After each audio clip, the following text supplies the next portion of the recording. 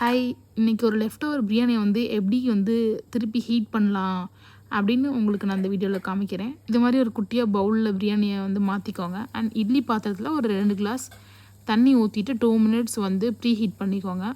இது மாதிரி நல்லா கொதிச்சதுக்கு அப்புறமா அந்த குட்டியை நம்ம ட்ரான்ஸ்ஃபர் பண்ண பவுலை வந்து இந்த இட்லி பாத்திரத்துக்குள்ளார வச்சுட்டு திருப்பி நல்லா க்ளோஸ் பண்ணிடுங்க. க்ளோஸ் பண்ணிவிட்டு கொஞ்சம் அடுப்பை வந்து சிம்மர்லேயே வச்சு ஒரு 6 to 7 மினிட்ஸ் வந்து அதை ஓப்பன் பண்ணாமல் அப்படியே வந்து அதை விட்டுருங்க.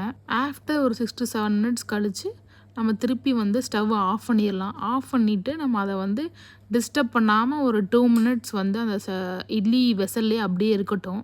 அப்புறமா ஓப்பன் பண்ணோம் அப்படின்னா நமக்கு வந்து மதியானம் நம்ம எப்படி கடையிலேருந்து வாங்கி சாப்பிட்றோமோ அதே மாதிரி உங்களுக்கு ஃப்ளேவர்ஃபுல்லாக ஹீட்டாக கிடைக்கும். அதை வந்து நம்ம நார்மல் சாப்பிட்ற பிளேட்டுக்கு ட்ரான்ஸ்ஃபர் பண்ணி நம்ம சாப்பிட்டுக்கலாம்.